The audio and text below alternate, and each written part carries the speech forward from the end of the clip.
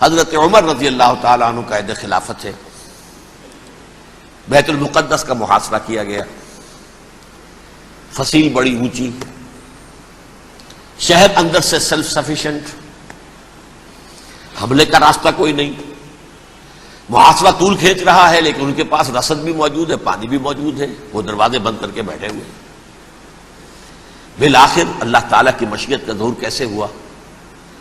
ان کے کچھ علماء آئے فصیل پر، کہا دیکھو مسلمانوں، تم قیامت تک بھی یہاں پڑے رہو گے محاصرہ کر کے، ہمارا یہ شہر فتح نہیں ہوگا۔ ہاں ایک درویش بادشاہ کے ہاتھوں یہ شہر فتح ہونا ہے، لیکن تمہارے اندر ہمیں وہ نظر نہیں آ رہا۔ ابو عبیدہ بن الجراح رضی اللہ تعالی عنہ، امین هذه الامہ، ان کا فوراً ذہن گیا وہ درویش بادشاہ مدینے میں بیٹھا ہوا ہے، عمر رضی اللہ تعالی۔ اب ایک اور عمر بھی ہے جو قندھار میں بیٹھا ہے، نقشہ وہی ہے، سادگی کی حد تک نقشہ وہی، بالکل وہی، اپنی آنکھوں سے دیکھا ہے وہی سادگی۔ عمر اول عمر ثانی تھے عمر بن عبد العزیز۔ اب ایک اللہ کے فضل سے اللہ تعالیٰ ایدہ اللہ بنصرتہ، اللہ تعالیٰ ان کی نصرت فرمائے، دشمنوں کو ان کے مقابلے میں نیست و نابود کرے۔ انہوں نے ریکویسٹ بھیج دی کہ حضور تشریف لائیے، یہ شہر فتح ہو جائے گا۔ وہ ہے سفر تاریخی، اتنا طویل سفر، تقریباً 700 میل، ایک اونٹ، ایک خادم، ایک منزل پہ امیر المومنین اوپر بیٹھے، خادم آگے چل رہا ہے، اگلی منزل پہ خادم اوپر بیٹھا ہے، امیر المومنین آگے جا رہے ہیں۔ اور جب پہنچے ہیں تو وہ باری تھی خادم کی، انہوں نے ہاتھ جوڑ دیا، حضور خدا کے لیے تم کیا کہیں گے لوگ، وہ میرا برا حال کر دیں گے، تمہیں شرم نہیں آئی؟ امیر المومنین پیدل آگے چل رہے ہیں نکیل پکڑ کر، اور تم بیٹھے ہو اوپر براجمان ہو۔ حضرت عمر فرمایا الدور دورک، نہیں، باری تمہاری ہے، بیٹھ۔ اس حال میں پہنچے ہیں، اور پھر یہ کہ ابو عبیدہ بن الجراح آئے ہیں، استقبال کیا ہے تو دیکھا ہے اس حال میں چلے آ رہے ہیں، عمر نکیل پکڑے ہوئے چلے آ رہے ہیں، اور کہتے ہیں کہ کہیں کیچڑ ویچڑ تھا، جوتے خراب ہو گئے تھے، وہ بھی اتار کے ہاتھ میں پکڑے ہوئے، کپڑے تو تھے ہی پھٹے ہوئے۔ انہوں نے کہا کہ حضرت ابو عبیدہ نے، دیکھیے یہ بڑا متمدن ملک ہے، بڑا مہذب علاقہ ہے یہ، آپ ذرا حلیہ اپنا دوست فرما لیں تب جا کے پیش ہم آپ کو کریں گے۔ آپ نے فرمایا نحن قوم اعزنا اللہ بالاسلام، ہم وہ قوم ہیں جنہیں اللہ نے عزت دی ہے اسلام کے ذریعے سے، کپڑوں کے ذریعے سے نہیں، دولت کے ذریعے سے نہیں۔ اسی حال میں گئے ہیں، اوپر سے انہوں نے کھڑے ہو کر نشانیاں دیکھی ہیں، اپنی کتابیں کھولی، ہاں یہ وہی ہے، اچھا لو جی سرنڈر، شہر تمہارے ہاتھ میں۔ خون کا ایک قطرہ نہیں بہا اور بیت المقدس فتح ہو گیا۔ لیکن اس وقت حضرت عمر نے ایک نرمی یہ کی کہ یہودیوں کے لیے بھی اسے اوپن سٹی قرار دے دیا۔ یہ احسان عظیم حضرت عمر کا، اس سے پہلے یہودی آ ہی نہیں سکتا تھا، داخل نہیں ہو سکتا تھا، وہاں وہ آ کر وزٹ نہیں کر سکتا تھا، زیارت نہیں کر سکتا تھا اپنے مقدس مقامات کی۔ حضرت عمر نے یوں سمجھیے کہ تقریباً 550 برس کے بعد ان کے لیے راستہ کھولا ہے کہ ہاں تم آ سکتے ہو، زیارت کر سکتے ہو۔ لیکن یہ عیسائیوں نے لکھوایا معاہدے کے اندر، انہیں یہاں آپ آباد ہونے کی اجازت نہیں دیں گے، لیکن کم وزٹ دی پلیسز، دیکھیں، زیارتیں کریں اور جائیں۔ یہ معاہدہ حضرت عمر کا ہے رضی اللہ تعالیٰ، جو پھر خلافت راشدہ کے بعد بنو امیہ نے بھی اس کو آنر کیا، بنو عباس نے کیا، پھر جو ہمارے یہ ترکوں میں اندر خلافت آئی تو ترک خلفاء نے بھی اس معاہدے کی پوری پابندی کی۔ فلسطین میں آ سکتے ہیں یہودی صرف زائرین کی حیثیت سے، وہاں آباد نہیں ہو سکتے۔ اب آئیے اگلا دور آیا حضرت عثمان کا دور خلافت۔ یہ ہے وہ وقت کہ اب یہود نے امت مسلمہ کی پیٹھ میں چھڑا گھونپا۔ وہ کیسے؟ ایک یہودی عبداللہ ابن سبا اسلام کا لبادہ اوڑھ کر آ گیا،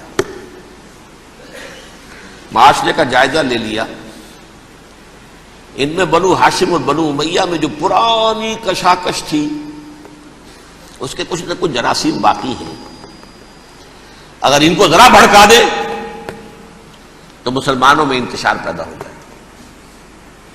کہا یہ عثمان کون ہے؟ یہ تو بنو امیہ میں سے ہے، یہ حق تو بنو ہاشم کا ہے، خلافت ان کے پاس ہونی چاہیے، محمد کے تو رشتہ دار وہ ہے صلی اللہ علیہ وسلم۔ عوام الناس کے اندر بات پھیلنی شروع ہوئی۔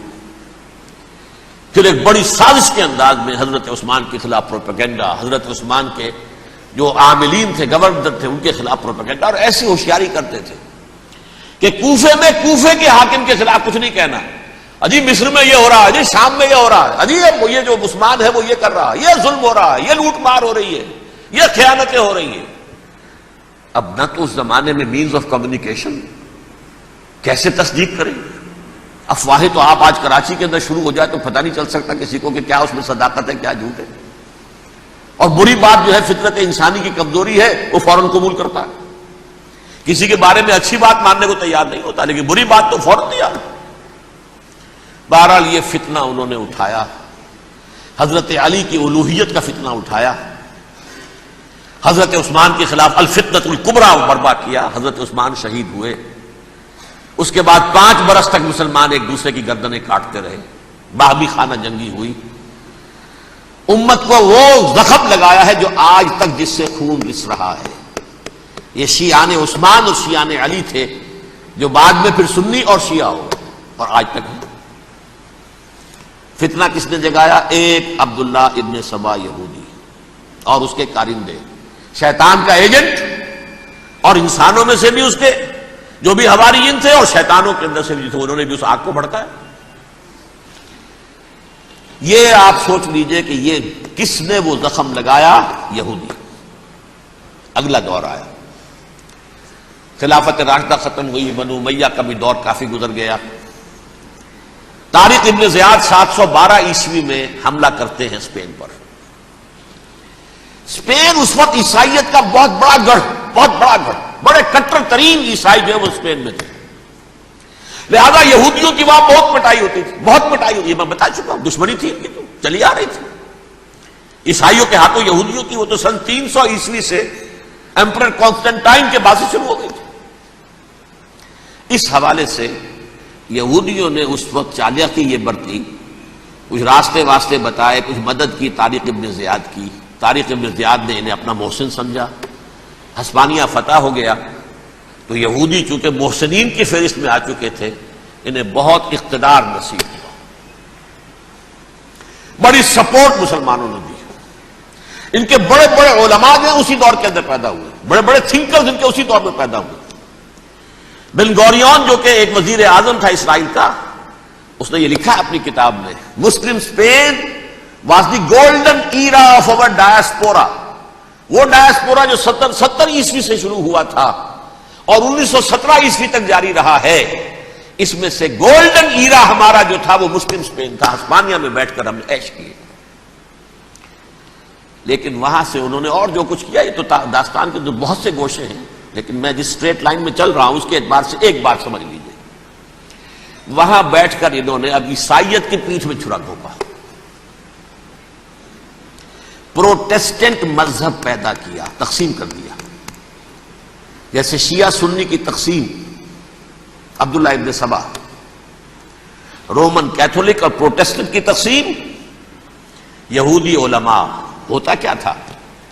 ہسپانیہ کی یونیورسٹیاں ہیں، کارڈووا میں ہے، ٹولیڈو میں ہے، گریناڈا میں ہے، غرناطہ، قرطبہ، تولیتلا، اور وہاں آتے تھے لوگ، فرانس سے چلے آ رہے ہیں نوجوان پڑھنے کے لیے، جرمنی سے چلے آ رہے ہیں، اٹلی سے چلے آ رہے ہیں، 3 ہی ملک قریب ترین پڑھتے ہیں سینٹرل جو یورپ کے ہیں۔